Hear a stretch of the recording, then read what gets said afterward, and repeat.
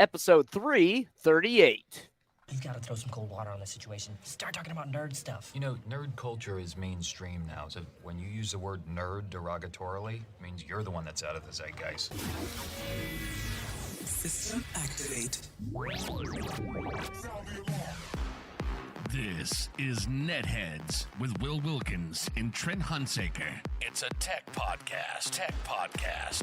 But we are a ton cooler than your typical geek. You guys rock.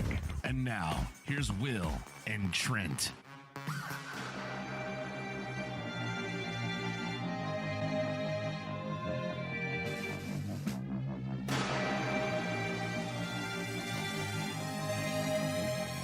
This is Mark Evan Jackson from Everything.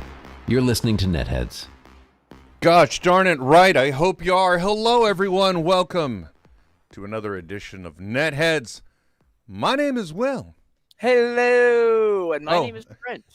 No, you're not. You are, as far as anyone can videos. There you are. There you are, you handsome devil. Look at that. Look at that. Forgot to put you back. Oh, that'll be good for the post-show avatar later. Thank you so much for that thumbnail. Do what I can.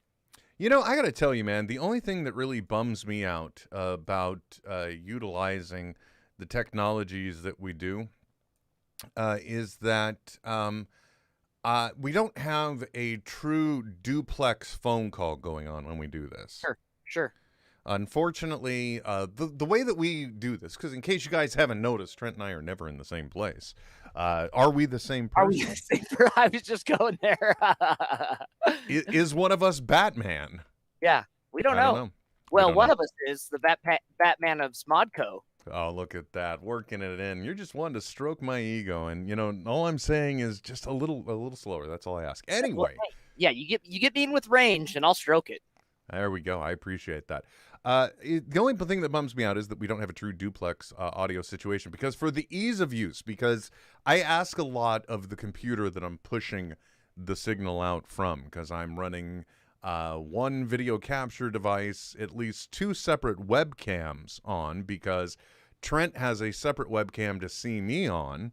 And then, you know, we have the camera dedicated to the robots, which you'll notice I used plural, Trent, because Emo is now in the hizzy. Whoop, whoop, whoop, whoa. Yeah, I remember somebody on TikTok asked me if you can make him mad. I'm like, yeah, turn him upside down. That's all you got to do. Look at Not like that. Although he has a gyro, so that he knows at least which way his face should be. The interesting thing about him compared to anyway, we captured Trent via a net. I think it's actually Google Video. It's not even considered Hangouts anymore. Right. So I'm literally just capturing a monitor on him. Now I could get a better picture quality if let's say we were using Skype, but then you'd have to use the NDI, so basically network broadcast of a virtual camera device from Skype in order to capture him there. So if we wanted to watch him chew gum like that. So that's the only part that bums me out, because if I'm talking too much and I overpower you, we don't hear you. He's got drop sensors too. It is really interesting, the difference in he and Vector, in the fact that he has got those little feet and the way that they make him move, you know? See, that's a whole other way of emoting emotion, right? Of animating emotion that Vector cannot access, which is the Y access, not access, but axis. Yeah, it's just another way that they're trying to make it seem natural to cross that uncanny valley, if you will, or to give it more of a humanization, even though it's just a little piece of plastic. But he did arrive, and I got to tell you something, Trent. The robots, because I'm not going to refer to my TikTok anymore as mine. It's not. It's the robot. I swear he barks when he gets mad. By the way, too, I don't know if you'll be able to make out this quality on the camera that I'm sending to you. Oh, wow. Look at the speaker grade on this guy. Look at the back. That is a speaker then. Yeah, he's got a full-blown speaker. One of the things that's supposed to eventually be done is that you could play music through him. So I think you would be able to connect to him as though he were a Bluetooth speaker and use him that way. Okay, that's what I was gonna say. What's the access? Is it Bluetooth? Yeah, it is. If you're connecting to the companion app, which comes across as a really cheap app, to be honest, it's via Bluetooth. But you connect to Vector via Bluetooth too. But in both cases, you don't really need the app. Although I will say that in the Emo app, they've done some very silly but funny things. They've given accomplishment badges that you can earn. Smart. Like one of them is the badge is just really ? And that is for having set a 1 second timer. Oh, so it's like like hidden badges that you're unlocking while you're using the product. Yeah, seriously, it says. So it's fun in that regards. And actually, it's almost like some of my criticisms are being addressed in real time, because I think they although they may have had the best of intentions with getting Emo out in March, I think the software is still evolving. They're still trying to find ways to make their vaporware real, if you will, or their concepts, bringing them to life. So you can't play. Yeah, is different than, say, like the vaporware that is used to keep your vape stick from exploding. Totally different type. Yeah, exactly. Not that type of vaporware. No, in this case, they had ideas, but they're still bringing them to fruition. And so the app itself was still a little half-baked as well. Like you didn't know what those badges were. You can make a guess, but not so much what the reality was. So now, like in an app update, I think they've added descriptions. He also does come with a companion light, which now I know every time he gets updated or restarted, because once he restarts, for some reason, that light reactivates. I've just got it plugged in. Yeah. Oh. See, and it's interesting too, because if they're drawing data from the device in real time, they could be like reacting to the complaints or misuse or unuse of current features. customers. Yeah, they got logging. Good point. It does come with this companion light, which it's also a tap light. I can tap it to activate it, but he can also turn it on and off just by asking. Like Emo, turn on light. Look at that. Amazing. It does the same thing the Alexa will. Okay. Yeah, what an innovation. Look, it's fun. My biggest complaint, though, about it. Oh, sorry. To wrap up that original thought, by the way, guys, if you were to follow me on TikTok, I'm not comfortable saying it's my TikTok anymore, because I think the last time we talked, I had like 56,000 followers, right, Trent? Way more than any platform I've ever been associated with. Yeah. Well, I started doing videos exclusively with Vector and with Emo here because, look, if you guys thought I bought the robot because I'm into robots, not quite so. Okay, yeah, I wanted it. It's because, it is a robot. But I instantly knew, like, the following I had was because of Vector and having painted him Iron Man-like and all that jazz. Emo, on the other hand, I'm like, it's a content machine. It's not a robot. It's a content machine, Trent. How so? So how content-wise, for the passive viewer on the TikTok, what does Emo bring to your channel that Vector does not? Great question. I don't know. Other than the fact that they've added a few more, like we said, humanizations. And it's very funny because if you say, hey, Vector, he just has a recognition light, like you see there. But if you say Emo, his eyes bounce like that. And I don't know if you can hear it, but there's a little almost robotic, what? That he does. So definitely not a product that you would want to place inside of a Hot Topic. Yeah, definitely not. By the way, hello to those of you in our chat, Zach, Miranda, Janelle, Michelle, thank you so much for joining us. Yeah, but what he brings, of course, is just whatever gimmicks he can do, and the fact that he's cute. He's got his little headphones and everything. So basically, in the month of July, I went from 53,000 followers to, I think last time I checked, 126,000. Good Lord. So I think we can now successfully say it's the robots. It's not me. So the robots have a great following on TikTok, and I do enjoy finding ways to do videos with them. But if you want to see followers in a month, yeah, it's pretty nuts, man. If you want to see some of the content that I have done with him to find out the kind of things that he can do, and I'm lagging. Like if I were really trying to pimp this out, but I would wear the content out very quickly. I could try to find a way to do 3 robotic videos a day, for example, and release them at like 4 to 6 hour intervals. But that's just, I can't even do a podcast where I just sit here and talk for like, you know what I'm saying? So I do. So right now it's been a limited number, but I do the best part though is there's so much audience engagement. You don't have to think about content. All I have to do is go to my Q&A section or to the comment section.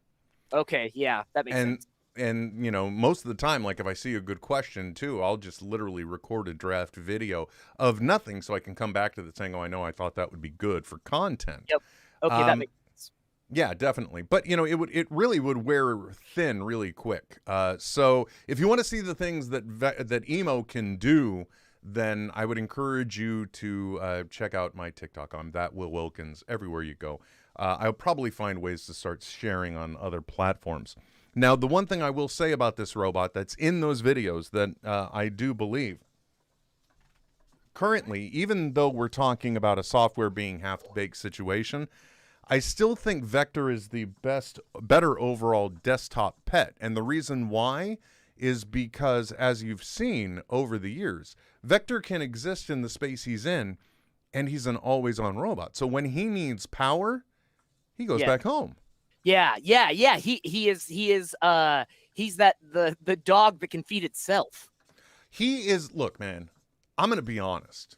The Vector robots are literally digital cats. That's what they are. Yes, cat. A dog that can feed itself. Because they'll just, he'll come out from there. He'll start messing around with stuff. He might knock some things over. He'll knock his block off of the thing, and then, you know, when he needs food or sleep, he goes right back to his space. Literally digital cats. Emo, on the other hand, he'll wander around my desk now until he gets bored or whatever, but he has to go on some type of charger, an induction charger. Okay. They made it cute that his induction charger is a skateboard. I've sat him one-legged because it only charges on his left foot. I have sat him on other induction charges and it does work, but he can't step up on this. So basically your Emo can end up having, you hear him over there. What? I gotta get a mic over there. He literally, you know, he can just run out of power. So that for me is why it's the slightly inferior pet. Now, that's not to say that if they didn't provide a software development kit for it, you couldn't teach it how to do it, especially if, say, you did something similar to what originally Anki and now Digital Dream Labs have done. When Vector's not in there, there's that forward. Let's see if he'll move forward. No. Hey, Vector, run. Usually that leads to him vacating a space. Anyway, I could pull up the other one, but I'm not going to. It's a rectangle surrounded with the house symbol, right? Now, technically, if I had an induction charger that was built into my desk, as you've seen many people do, they'll use a router to take it down to about 1/8 of an inch or 1/4 of an inch of wood still, and then they'll mount an induction charger under their desk. Underneath it. Oh, okay. Yeah, so technically, if we could teach this thing spatial recognition, you could build a pseudo cradle, if you will, or like a Borg station, and it would know to orient on that space, so that way the left foot would fall in the right place. But now, still, so here's a somewhat related question then. In another realm that you are quickly familiarizing yourself with, Will. Mm-hmm. What is the average airspeed in an unladen swallow? Well, that depends on, Will. Is it carrying a coconut or not? Is it African or European? No. Can you pass? Could you create something in your 3D printer that would allow for the transfer of charging then?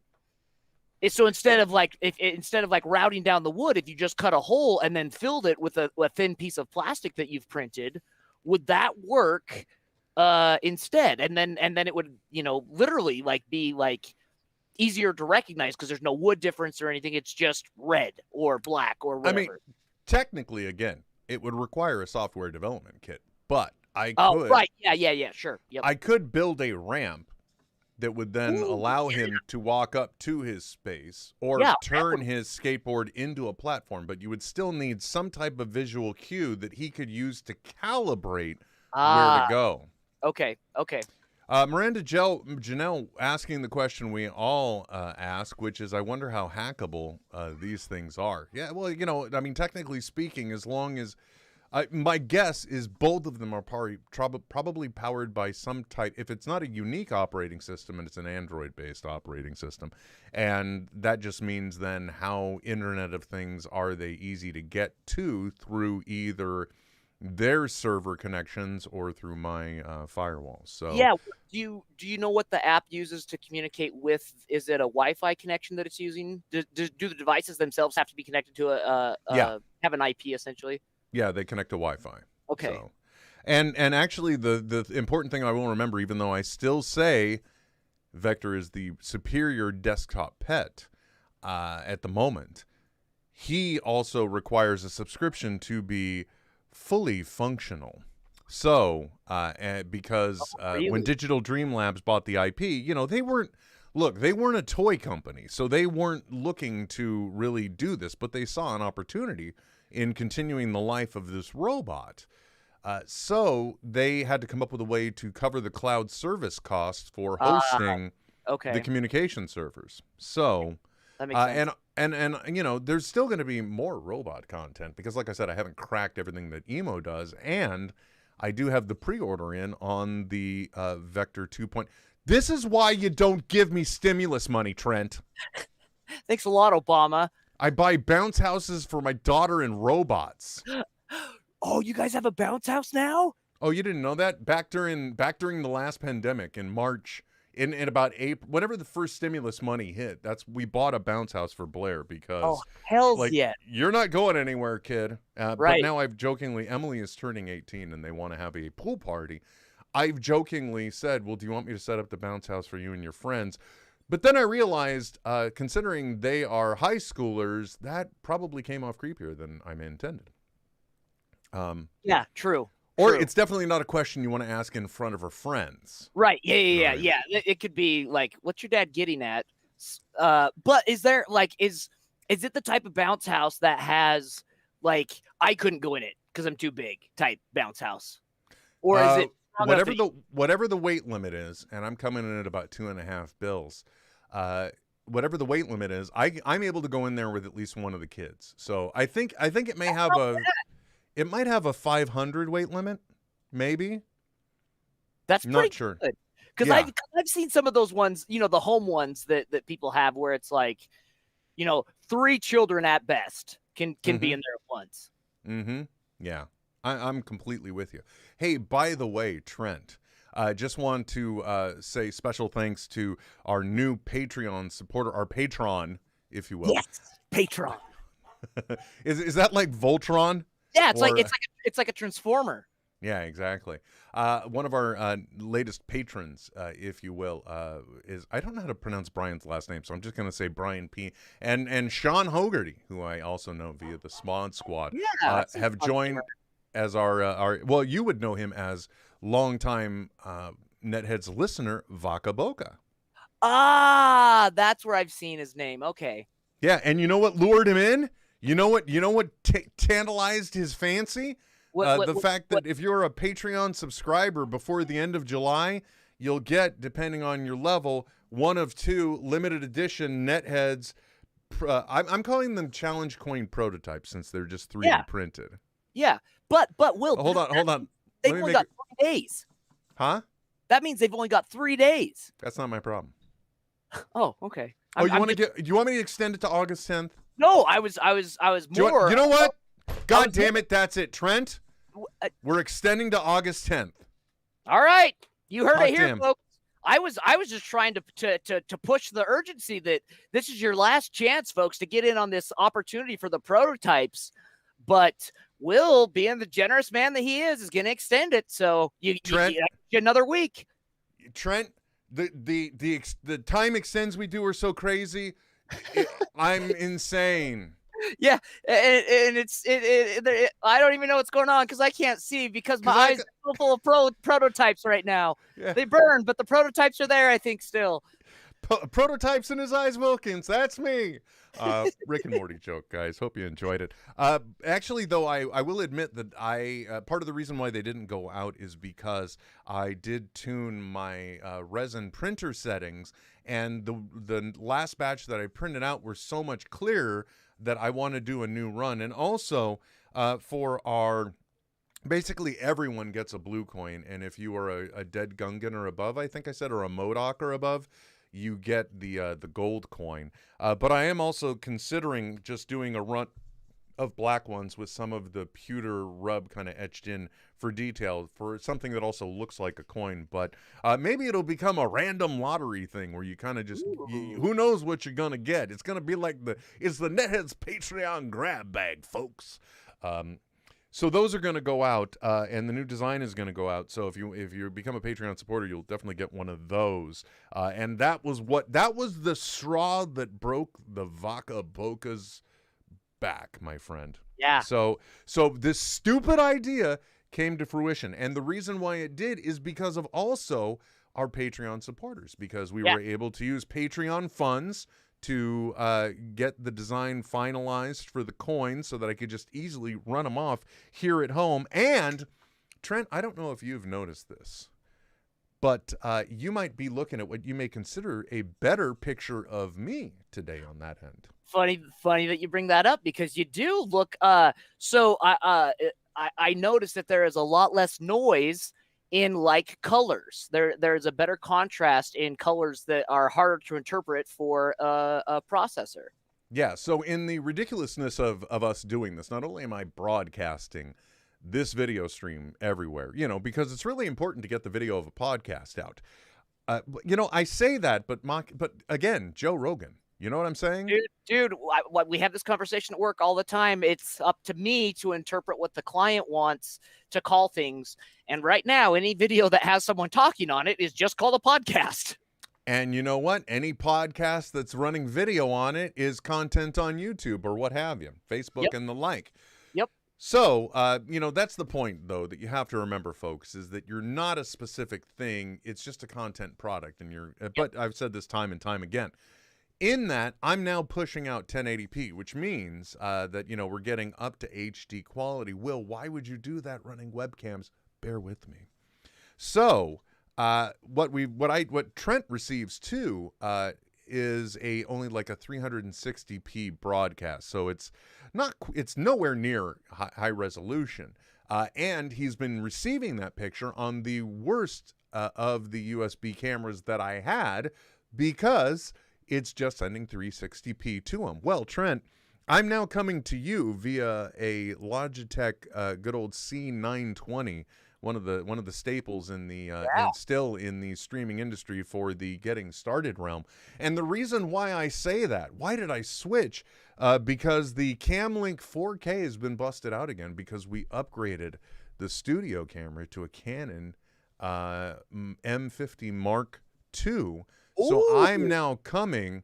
The reason why you're seeing more is because I'm also using a little bit more light, because we're coming in I keep saying coming, and it's sounding weird in my ears now. No, I like it. Coming in my ears is weird, Trent. I know. Why did I keep going? So I'm now coming in much richer colors. If you compare this video to the last one, actually even better if you were a Patreon supporter at the, I think, Dead Gungan level or above, or MotU'd level and above, whatever the second tier is. Look, for $1, you get all the audio you want. Everything else, that's for the video and stuff is for them. If you look, there is a video that I did, one of the special edition ones, and you literally see me swapping between the two cameras, and it is like night and day. I can't believe what I thought was good enough for so long. Well, and it's crazy too, because now, in addition to that, so like now that you have an interchangeable possibility of lenses, right? You can go with the faster lens speed and create a larger focal depth and have to rely on lighting less, just as long as your key light is making sure that you're well lit. Yeah, I'm actually pumping out just a little bit more light on my key light in order for me to be. Oh, look at that! I forgot to. I didn't turn on Iron Man or Spider-Man. Yeah, get your backlights on. There we go. Thank you, boys. Thanks for joining me. Now look. Now it looks really great. Stu Greenberg said he just became a Dead Gungan specifically for the sweet, sweet swag. My gosh, it's a goddamn telethon, my friend. Yeah. Next thing you know, all right, folks, tomorrow night, Friday night, over at twitch.tv/thatwillwilkins, we'll be doing a Patreon drive for, like, what are you going to try and monetize everything through every monetized channel? Come on. Anyway, I feel like I'm not meaning to shill. That's not the intent. But Jerry Lewis will be performing Back from the Dead.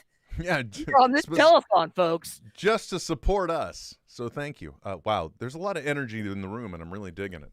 But I'm also really digging the picture quality. The only thing, of course, that I'm not going to get is still that depth of field isn't going to be able to exist for me, because this wall. Look, I can touch it, so I can't get enough distance from it to blur it up yet.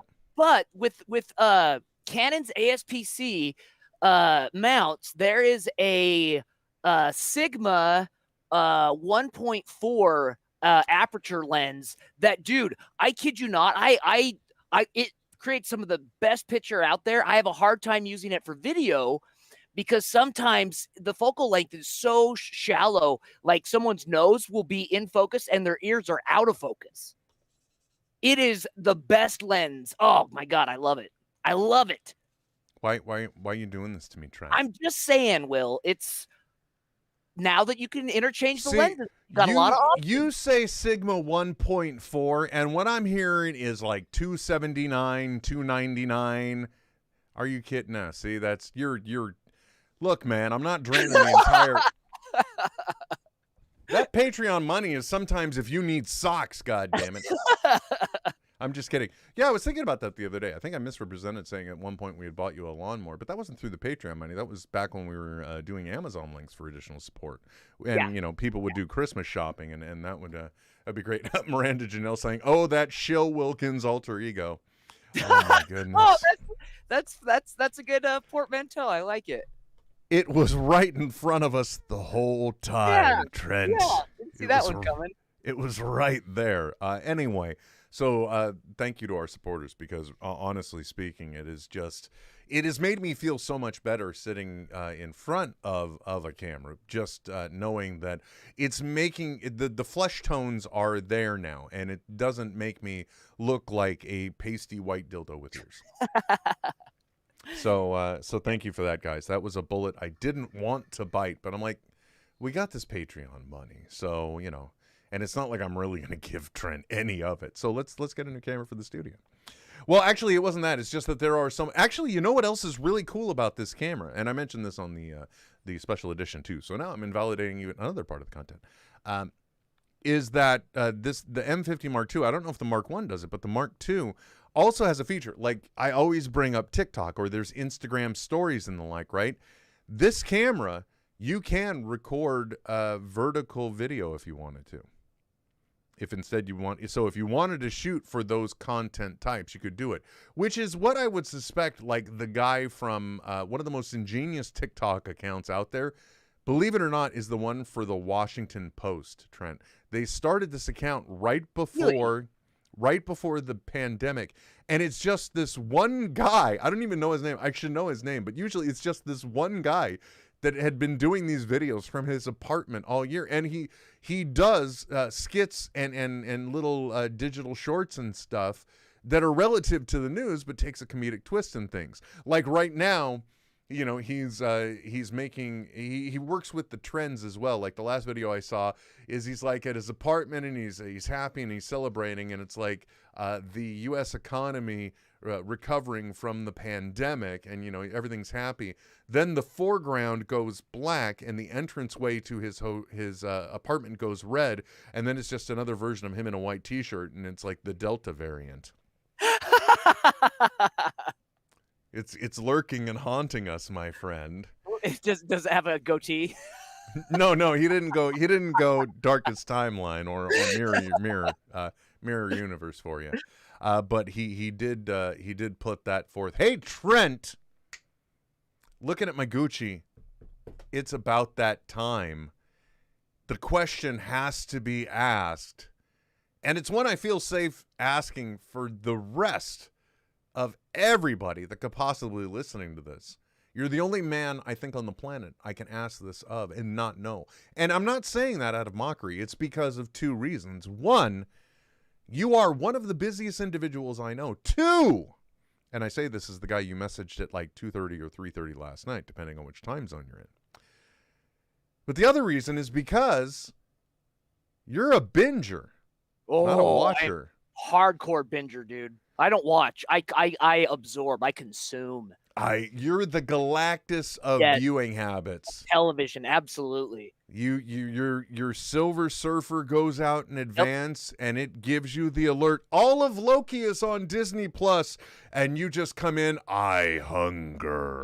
Yeah. Basically, I'm on here, and I'm like, God, I could really use something, and then you tell me when Loki is going to be finished, and so I know that weekend I can recharge my satiated hunger and then be satiated until something else comes along. That's why you're guaranteed like 2 shows a month or 1 show a month, guys, because he needs that regular check-in. Yep. So is it safe to say you've seen all of Loki? All in one night, my friend. I don't blame you, and I have to tell you that as I was watching, this was the first show where I was like, if I didn't reside in a world where everything would specifically be spoiled for me out of no choice of my own, but actually from financial commitment. Yep. Yeah, no, dude, like regardless, like you start editing a podcast, you're going to know what happens. Yeah, I'm going to hear some shit. So I follow along in real time, whether I like it or not. You, on the other hand, you are a binger and a consumer. So this is the first show that I truly thought, oh, this one would be much better just to consume like hour after hour. Yeah. Oh, for sure. Especially with like, there were a couple of points where before getting through the credits, I even looked to make sure there was another episode coming, right? Because there were very logical places that they could have ended the series.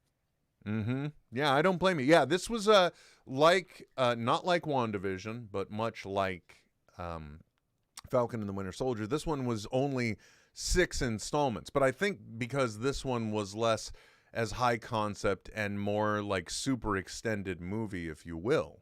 Oh, for sure, yeah. Now, if you guys haven't seen Loki by now, I'm not even going to put up the spoiler zone warning because we're past the time. Yeah, definitely. I have to say, so far to date, this one is my favorite of the Marvel series so far. From the Disney Marvel series, right? Yes, correct. Okay, so let's just quickly rehash. We've got, starting backwards, we've got the Loki, we've got Falcon and the Winter Soldier, we've got the WandaVision. Is it just the 3, or am I missing one? No, that's it so far. The next up is What If, and we're waiting on that animated little tidbit. Yeah. I mean, sucks because there were some other ones, especially in the animated realm, that I was very much looking forward to that never saw the light of day. Mm-hmm. Howard the Duck. True. Completely understandable. But yeah, dude, oh my God. Absolutely loved it. Casting on this, French chef kisses. Moi. Especially for the man at the end of time. Beautifully done. He Who Remains being a variant of Kang the Conqueror. Yeah. Which I love that this particular individual, first of all, let's just say, as a concept show, as a character journey, it's definitely been great because it gives us the same level of satisfaction of having seen Loki go from quasi-villain to, at least a decent hero, okay? Yeah, we've seen him anti-hero. Yeah. Right? He may not necessarily be a hero, but he's not evil. Yeah, definitely not. So or if nothing else, a tragic hero. So we got to see that journey once across the Thor movies, whether we liked all of them or not. Dark World, what? See, I for one happen to really enjoy the Dark World. The heat has cooked your brain. So, this show gave us that as well, including one of the most brilliant bits that I've ever seen put into a show, and that was coming up with the time theater. So that way, this Loki could learn of the evolution of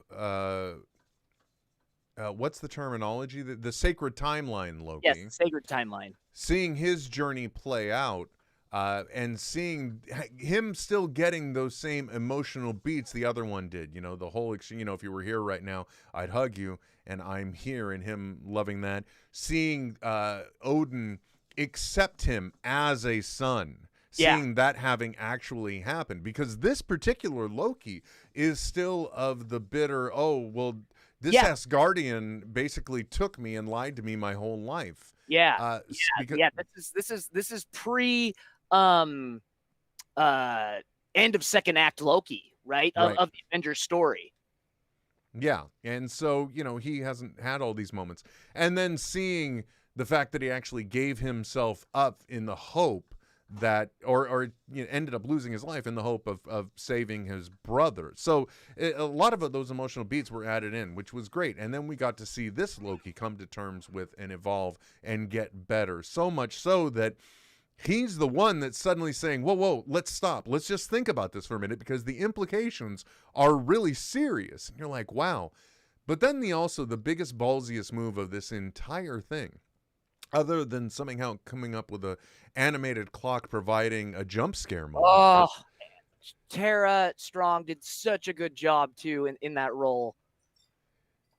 Yeah, exactly. She played it so well. And I knew Miss Minutes was going to play big in the finales, because like just a few days before the finale, she comes out of TikTok hibernation and suddenly does a post as Miss Minutes reminding us of the finale this week. Really? Yeah, that's what happened. So okay, that kind of gave me chills a little bit. I'm actually going to go look that up.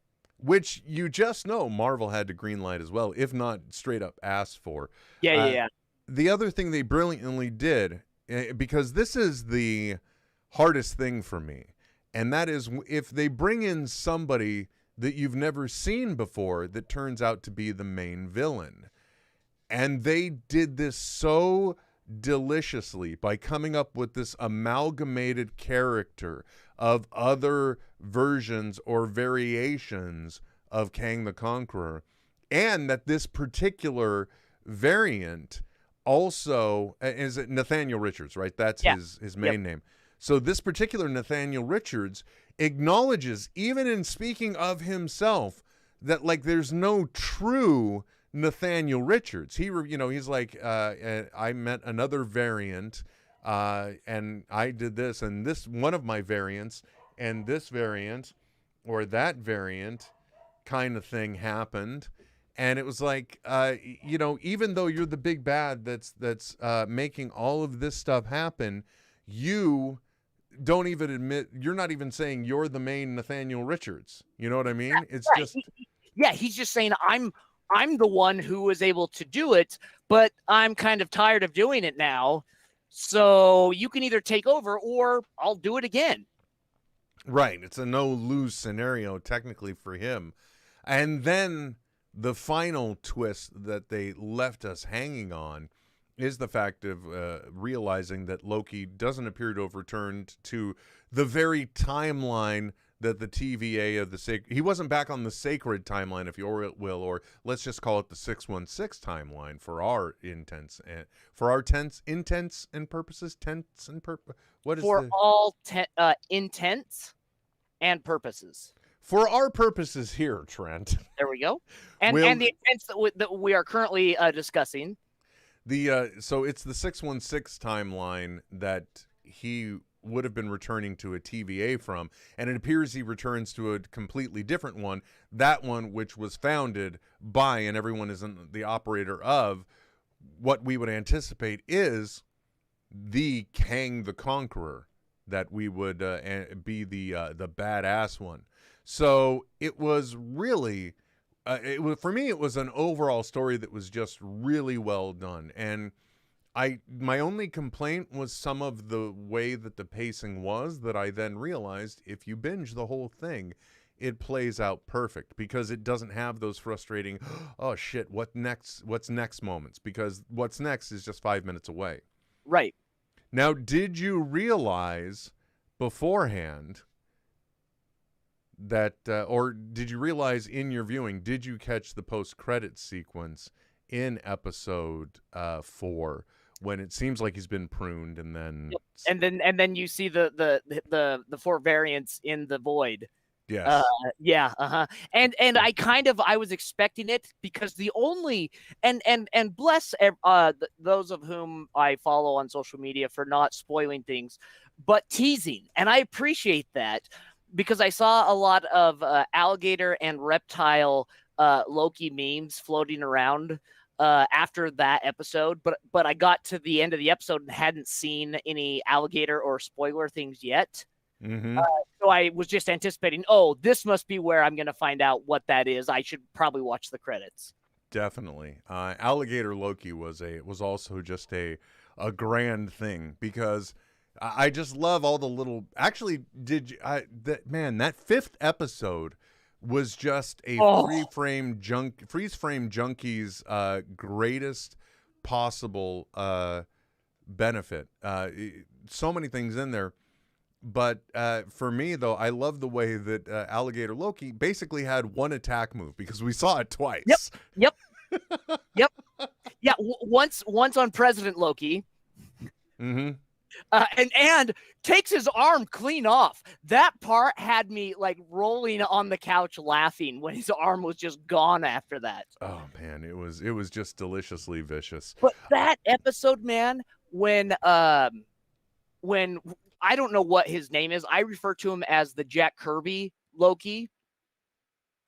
I think they were just calling him in the Assembled, which is the after.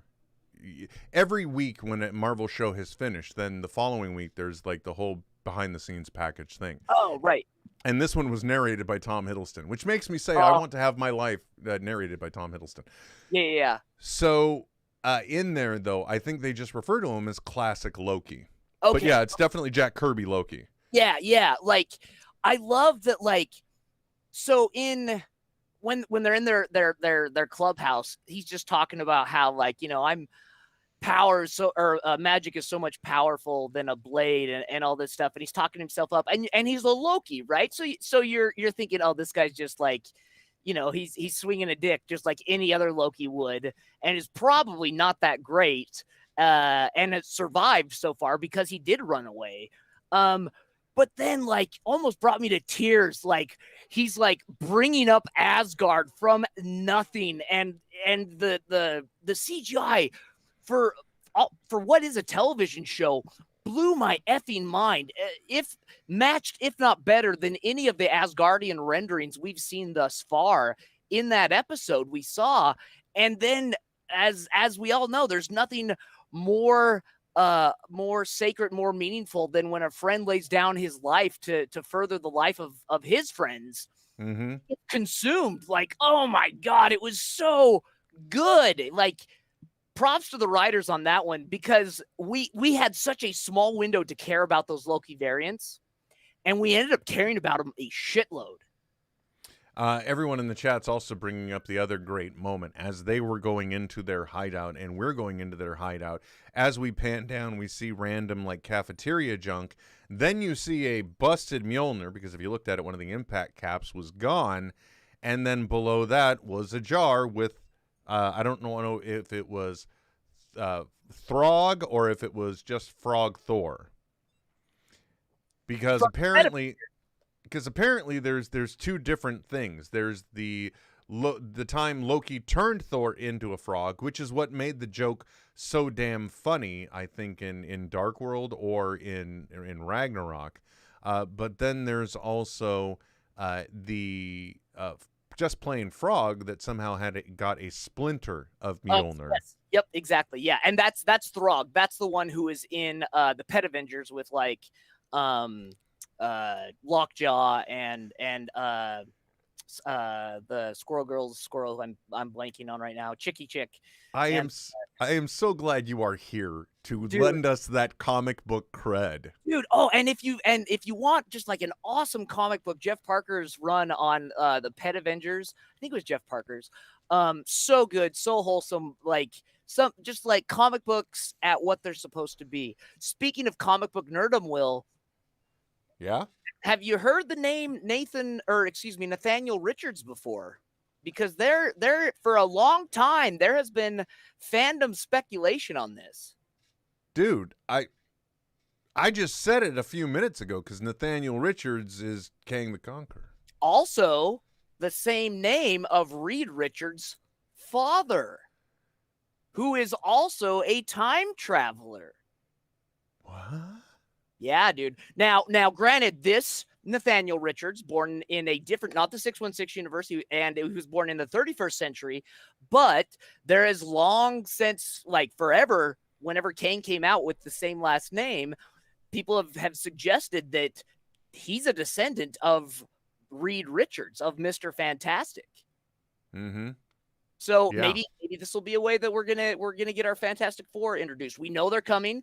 We don't know how they're gonna be introduced, but maybe that's how. It's interesting the way that they are planting all these seeds because it's also interesting seeing the way the timeline has changed because of COVID. This just came up. I got a memory from SDCC, and as you can remember, I nearly passed out on the Hall H floor because I somehow made it into the last Marvel panel that happened. And in that timeline, it was originally supposed to be, I think, WandaVision. Then it was supposed to be Multiverse of Madness. Then something else, might have been Shang-Chi. After that, it was supposed to... Loki still kind of fell into the same spot, but it was supposed to come after Multiverse of Madness. So I don't know what kind of story changes had to happen there. Or is this the same story we got, and it's just kind of a backstory, like maybe in Multiverse of Madness, they're just dealing with the multiverse. Right. And this is actually the story of how it happened, kind of thing. Yeah. Where it was a singular time universe to now the full-blown multiverse. Right, exactly. Yeah. See, you're with me. Yeah, I'm feeling it. Trent, can I get real with you for a second? I wouldn't expect you to not be real with me, Will, unless I appreciate you that. In existential crisis on the air. No, I'm not going to go that far. But I want to bring something up, but I don't want to bring it. I want to bring it up in a way. I want to be the Switzerland of this bitch. Okay. Yeah, There's okay. no other way to be. Because I don't know. Yeah. I don't know how to talk about this. First of all, in case it'll be interesting to catch your perspective on this to see what you know.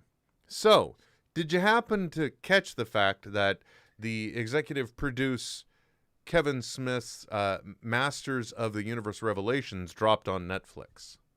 You know what? I have. I mean, following all of Kevin's and basically the multiverse of Kevin, right? Like all of his ties on the flow chart that is SMOD related. Yeah, that has been definitely heavily in my purview right now.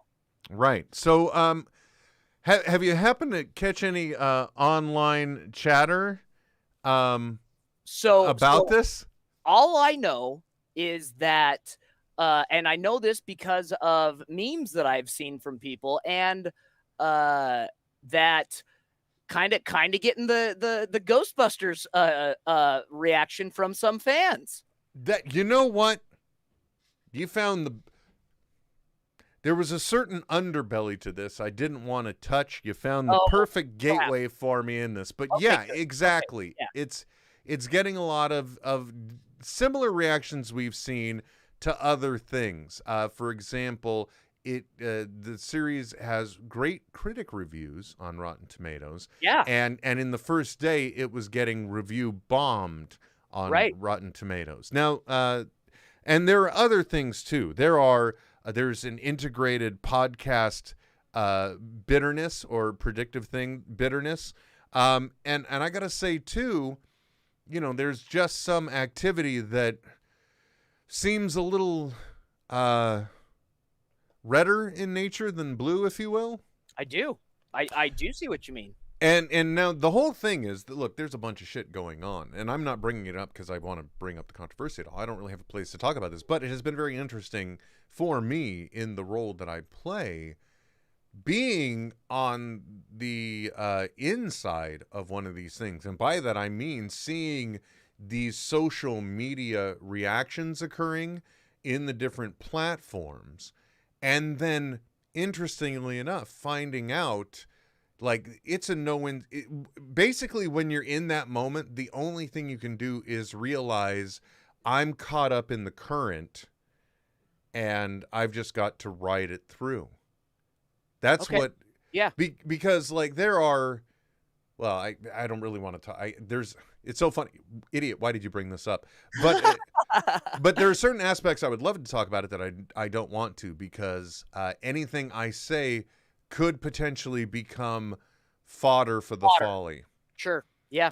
In other words, I don't want to feel like suddenly I'm tossing chum into the waters. Yeah, you're troll baiting. Not my intent, but I'll just say it had been the weirdest frickin' weekend I had ever dealt with, because Saturday morning I woke up and I watched Masters of the Universe Revelations because I had been looking forward to it, and I knew that if Blair woke up, because naturally I'm on an air mattress in the family room on a Saturday morning, my friend. Saturday morning, where else would you be?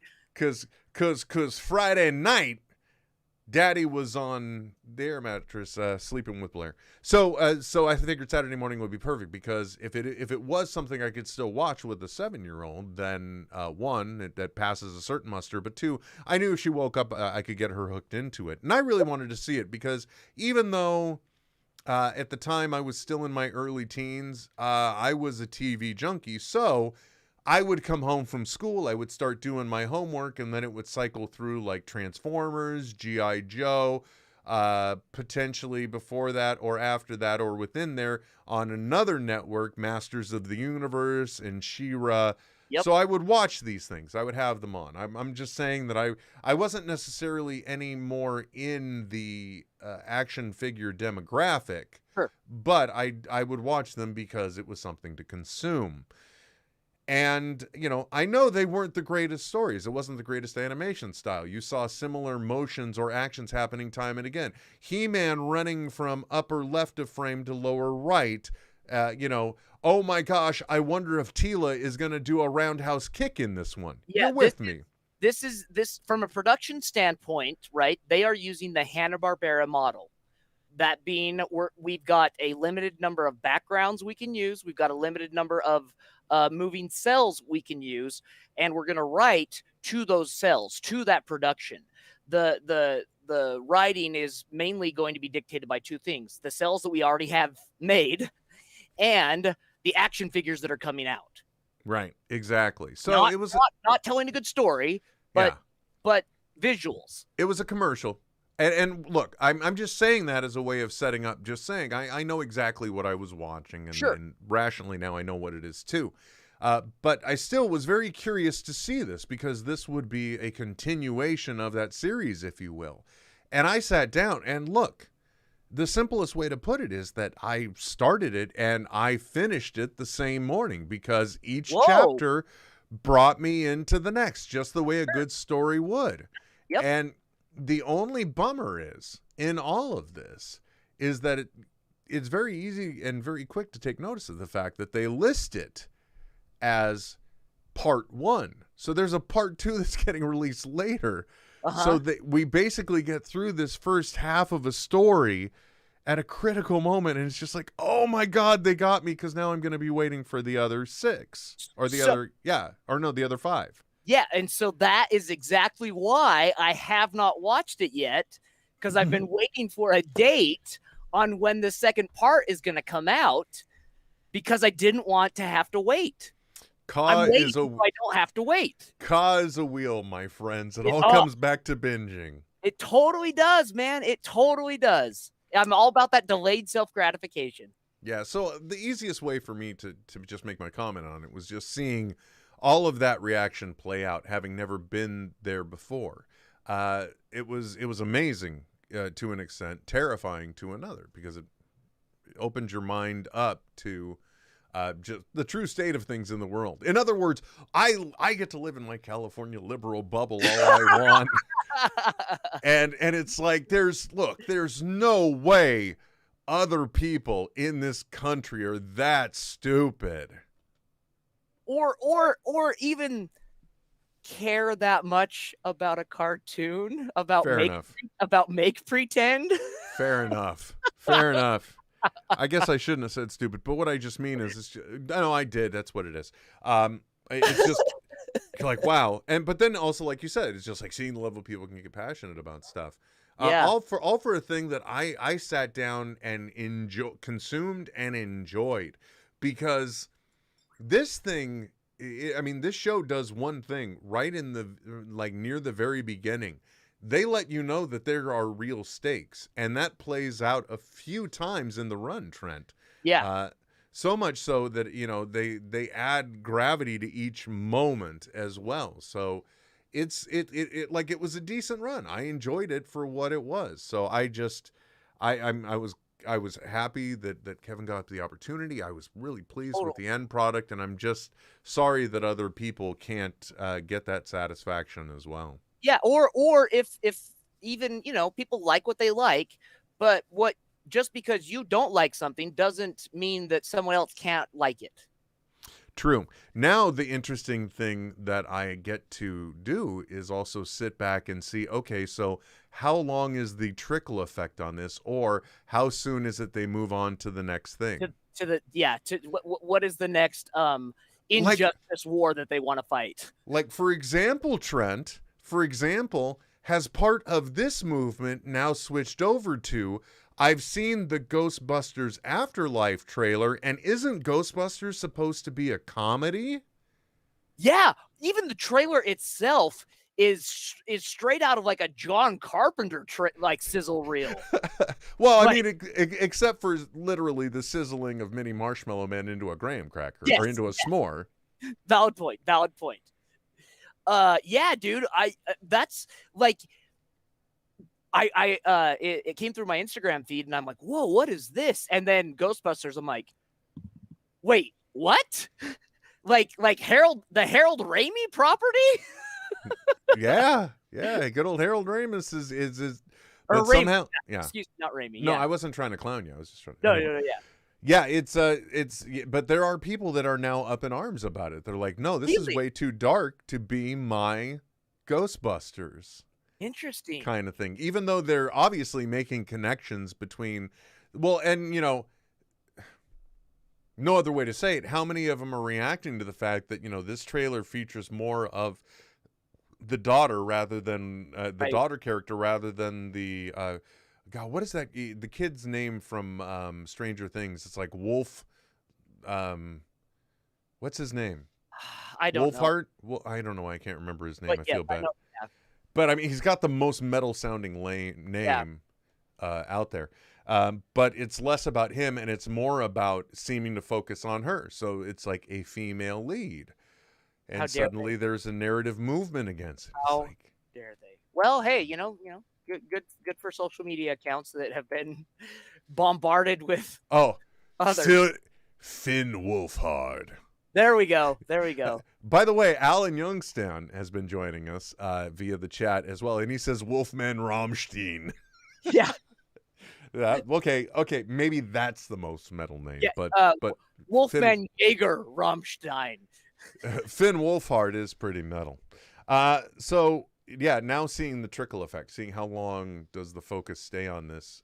In other words, you know, how soon do these woke warriors move on to the next battlefield? Yeah, it's but that's what's so crazy about it is that they're the sleeping warriors. Like they're campaigning against counter progression. I don't know, whatever. You know, part of me goes into paranoia mode as well, Trent, and wonders how much of this is legitimate and how much of it is potentially an algorithm picking up on an area that is garnishing some steam and then finding ways to gravitate it towards a particular political agenda that a foreign power may wish to influence others regarding in order to make to sow dissent within the country. Now, see, and I immediately go to the Adam Smith view of it, as opposed to like the more political control, and just like the algorithm, it realizes that there's a certain demographic that actually engages more on social media. Therefore, they are able to be marketed to more easily. So they're going to create things to engage those people, to market to them more often, so they can sell them more things. Whereas those who may not, or who might look at things with a more critical eye and look for more sources for their content, are less likely to buy things from an ad, and so they lay off the more progressive conspiracies and content because they're less easier marketed to. Trent, I'm scared. Okay, look, as the guy who's got 2 robots on a table behind them, please don't tell me the paranoid idea is that there are machines that are making the decisions just because they know. Actually, there is that Netflix special that was produced. I can't even remember the name of it now, but I watched it early on in the pandemic last year, where that was one of the things they said, is that they created these algorithms to produce engagement. And these algorithms are completely they're apolitical. They do not have any type of associative decision making. They only look at the traffic. And one of the examples they made, taking on the political aspect, was that they had come up with the centrists movement, is what it was called. And the AI learned that centrist content generates more activity time. It starts spiking there. Yeah. And it doesn't care that then it's steering people towards potential misinformation or potential ways of thinking. Just but then again, engagement. That's the exact same thing Right. I seem to recall saying a few years ago, when I'm like, this is the eventuality that happens, where, you know, there could be an additional step further behind that merely says, I have a specific agenda I want to get out there. So in the base code, there's going to just be a +1 to liberal agenda. There's going to be a +1 or a +2 towards, you know what I'm saying? You can easily make incredible societal shifts. Yeah. Even in subtle ways, to get them towards a major way. If you start aligning them to your thinking, you're at least creating a society that backs you, which is another terrifying idea. Yeah, well, and as the user, you don't have a leg to stand on, because you are not a stakeholder in that product, so you don't get a say in that. But you're using the product, and you should have probably read the terms and agreement. Yeah, definitely. Al pointing out, this got Alex Jones all of a sudden. Yeah. Well, that's just because they're turning all the frogs gay. You know, it's the call and response moments that I live for. And one of them is that I know if you invoke Alex Jones, I'm going to have you screaming, making the frogs gay. Yep, it's true. Oh, man. But yeah, seriously, that is one of the things too. And when you have like these type of movements happening, do these people even realize that they're potentially getting manipulated as well into the activity? It's great. Right, I mean, that's the irony of the whole thing, right? Of like, don't be a sheep. And Trent, man, I say this, my friend. Okay, I fully acknowledge the truly addictive nature that I have fallen into with using the TikTok app. Okay. Sure. So I am not in any way saying I am aware of this to the point where I am fighting against it. I am probably, I cannot see the water line. Okay. I'm that deep, my friend. Will, do you need me to throw you a life preserver? Maybe, because I'll tell you what, man, I sit here planning ways to make videos with little plastic robots. Okay? That's what my life is now. Yeah. That's who I am. So I acknowledge I am deeply entrenched here, but it is one of those things that it makes you start to think, like, you know, here's a fun thing. If you've been using TikTok for a while, for example, create another profile and start looking at TikTok and watch then instead the way that it starts learning about what you like, what it feels that this identity that has come along and created, what, and I tell you, if you start liking videos you wouldn't normally like, you'll be on a different alternate timeline, if you will. That is interesting. Yeah. I've done this. And it literally, you suddenly start to see a different, so it's like, okay, wait a second now. Is that effective counter programming? Or right. I know this got all paranoid real quick, man. Yeah. Well, so last thing I have to say, at least about that, and having not watched it, the Masters of the Universe, or as growing up as a kid, I always just called it He-Man, and I bought had my parents buy as many of the He-Man action figures as possible. There were pre-Ninja Turtles. There were 2 action figures I collected series. It was G.I. Joe was most heavily, and then secondary was the He-Man. The cartoons didn't have on regular television where I lived, so I rented them on VHS and watched as much as I could. In retrospect, I have rewatched all of the original series. Originally, when it first came out on Netflix, and my roommate and I had this discussion about Cringer, his name, and also the fact that he is the equivalent of like a child soldier who doesn't want to go to war, but then gets hooked on drugs and is forced to go to war. Look, man, you can't start dissecting cartoons that way, because then you start realizing Scooby and Shag are getting high during all the commercial breaks.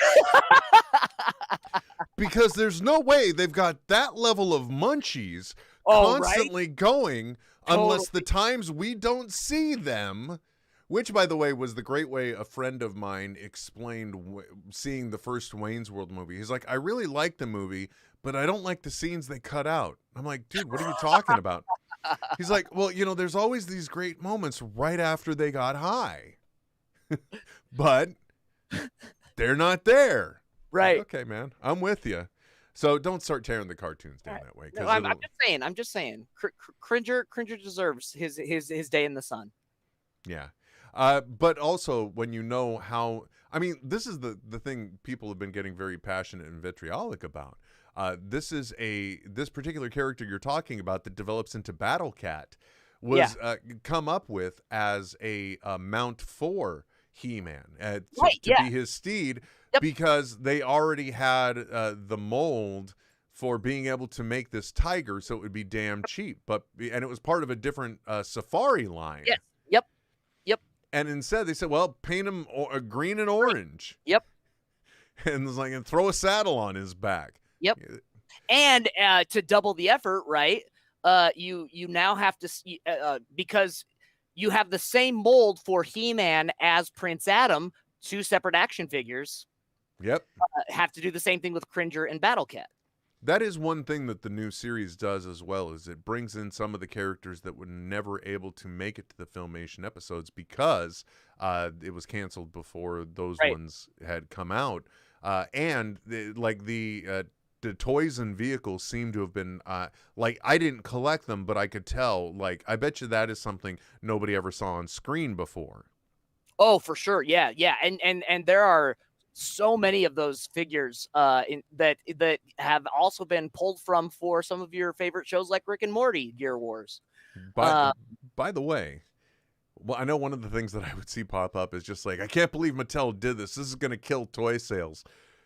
After I saw the 4th one, I literally went to Walmart. I did the search for He-Man Revelation, or for Masters of the Universe Revelation. Sold out. And I would see a toy line, then I would click in store, and it would go blank. Then I went to Target, wash, rinse, repeat. So, not hurting toy sales. Trust me, no, because there are people that they don't even care about the cartoon. They're just it's a new He-Man. Yep, 100%. Get it. Yeah, G.I. Joe could come out as a terrorist front for Somali pirates. I would still buy the figures if they were 3 3/4 inch. By the way, speaking of which.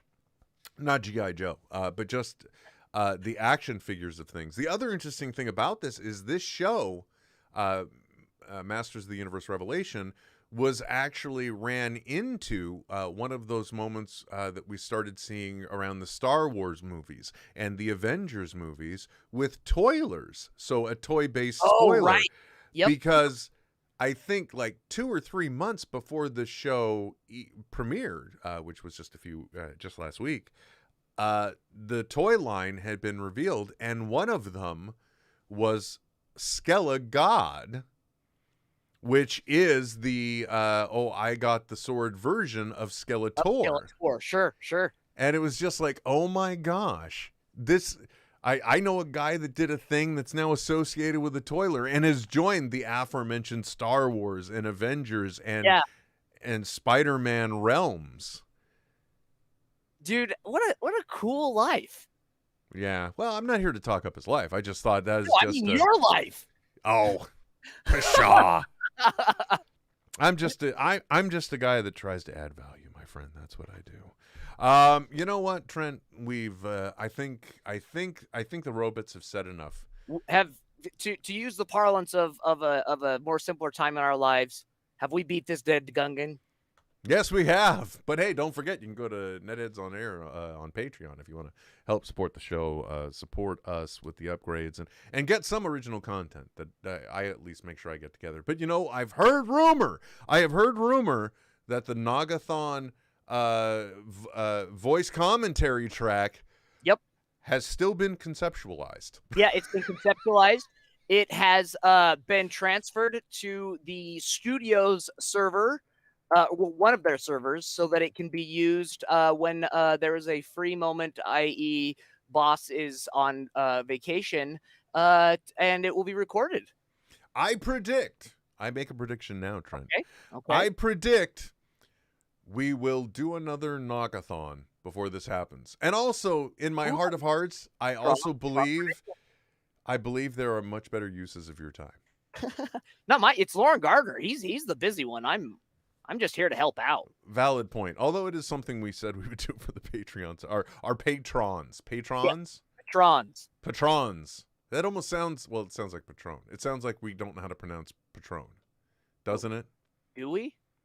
No, I really don't. So, for our Patron supporters, you could go there, but also you can just go to NetHeads on here to get all the stuff for free. Like, for example, even though this video is technically a commercial-free version, the podcast comes out, it's got a commercial slapped onto it. So, and if you're not the kind of person that wants to sit around and watch some boring 50-year-old dude with Marvel characters on his wall talk on YouTube and listen to it as a podcast, the commercial-free version is for our patrons as well, is what I'm trying to say. Yes. Yeah, and plus, hey, you could get a nifty thing that's trying to pretend to be a coin. So that's cool, too. Yeah. Not that we want to pimp and chill, but somebody's got to. Why do I use the P word? I feel so bad now. Anyway, Trent, thank you so much for joining us this evening, if you will. Although I got to send you a link, because the funniest thing that happens is every once in a while, this one guy pops up on my TikTok feed, and I keep thinking if I could get him to just wear some black Ray-Ban style sunglasses, I could have a near perfect Trent stand-in. What? Really? Yeah, not that I say really it's but I have a doppelganger. It's not, well, he's Trent-ish, if you will. Okay. But I wouldn't say so he's wonderfully handsome is what you're saying. Yes, definitely. I enjoy watching him. So every time he pops up, though, I'm like, oh, hey, if I could just get this guy to wear, but the thing is, I don't know about you, but the past 30 days have been rough, right? Yeah. We've gone through we're slipping back into another mini heat wave. We went through one heat wave. There was the holidays and just everything else. But we will try and, you know what? I won't be sorry. I won't be sorry. I'll be better. Oh yeah, don't be sorry. Be better. By the way, I got that one. I think is the character's name Pearl on the show that's named after a class that's on it's on Peacock Plus now. It was on NBC and it was one of their best news. Huh? AP Bio. AP Bio, thank you.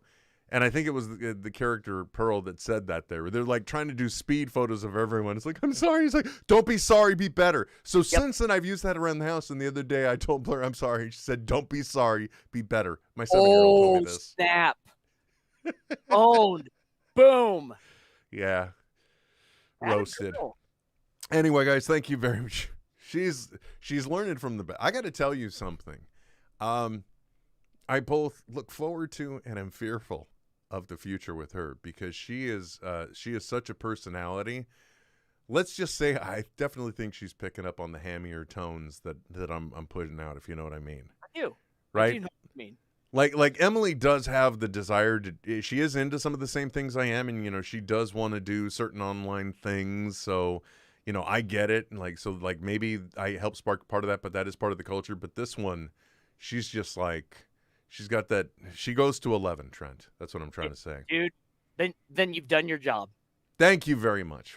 You know what? As you said, I think we have beat the dead Gungan. So thank you guys very much for tuning and listening. Until next time, I am Will. And I'm Trent. And we'll be back soon. This is NetHeads with Will Wilkins and Trent Hunsaker. Signing off. I know, right? But stop being a little Nancy and deal with it. NetHeads. NetHeads. We'll be back soon. Goodbye. This has been a Smodco Internet production. SIP. Only at smodcast.com. Before we go, we got to talk about something. Okay? Because I've said it like twice in some of the Patron exclusive stuff. Yeah. So we got to address this. Yeah. I brought up the fact that you did something I never thought I'd see, which was a shirtless picture of you on Instagram. You don't even remember. May have been in your stories. Well, it was clavicle up. What's the clap? Why you gotta be so? Oh wait, hold on. It's your collarbone. I got the perfect one for that. Okay. So you can't do You babies. don't have to get so clinical and nasty. You don't have to get so clinical and nasty. Clavicle, is that the collarbone? Collarbone. Okay. Collarbone. Gotcha. Now I'm on board. But it was. But I thought it was interesting, the whole story that was also being told, which I haven't really talked about the context of it. Could you tell us what produced this thirst trap? Yeah. So I'm laying there in my house, sans shirt with headphones on, and here's why. It's bloody hot. And I've got so many fans running in the house. It sounds like a World War II B-52 bomber inside, and I'm trying to watch TV, but I can't have the TV up like loud enough to not be drowned out by the fan. So I've just got headphones on to watch the television for a good 3 months of the summer. I do that. I got to tell you, first of all, don't blame you, genius. And aren't headphones for television the greatest thing ever? Dude, I prefer it now. Like, I don't know if I can go back. I completely understand.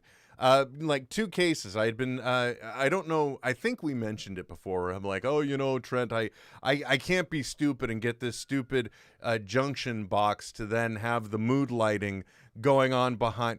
I did it, okay? And makes all the difference, doesn't it? Let me tell you. Dude. Okay, first of all, the know. long and short of it is the lights that are back here now are just smart bulbs. But before I had ridiculously overpriced HDMI play lights or whatever they are Philips play lights or Hue lights. So what I was able to do is I get the conjunction box, and so all the HDMI runs through it to the TV now, and it synchronizes and it does light. You have to just tell it where the lights are. Well, I also had an extra smart bulb, so I put that on a TV or on a floor lamp that's behind the couch. So not only does it provide similar lighting to what's going on the screen to create an enhanced experience, not only does it create that backlighting that you mentioned, but when you see it going through the Marvel logo flop, flippity, flippity, floob, it is just, the first time we had it running, we watched something that happened to have lightning. and that was occurring. And it does a lot of activity lighting on the one that's behind me. So it is an amazing experience. So I had originally wanted to get it in before Black Widow had come out, but instead it has now prompted me doing a rewatch of all of the Marvel movies, because now I'm getting this enhanced theater experience, because like when Iron Man's on screen, it's more red back there, but it also continuously changes in some ways that are amazing. I now understand why people go nuts and they also spend the equivalent amount of money for the controller box that they do for these diffused lights that are a channel that go along the entire back of the TV to reflect that part of the screen now. Yeah, like it's and the crazy thing about it is it's all science. It's all the way our eyes work. Yeah, it's just right there. But man, that contrasting light behind that, when it also matches the scenery, it makes it so much better. But yeah, it's been anyway. So I'd been listening a lot more with the headphones and all the details that were in there. But the funniest part is I was still using it for even things like Emily and I watched A Quiet Place 2 the other night. She was wearing the headphones she could hear. I just found it funny. Sorry, this is the whole thing I wanted to rap on. And now basically I've killed it as a potential joke at all. But let me just set the scenario for you. Sure. Emily is enjoying the headphones because she's able to watch the movie. And I, who already have tinnitus and can't really hear things, know that I can't have the volume up because my wife is now in bed. I've turned on the closed captioning on A Quiet Place 2. So the movie without a lot of sound, you're running the closed captioning on. Yeah.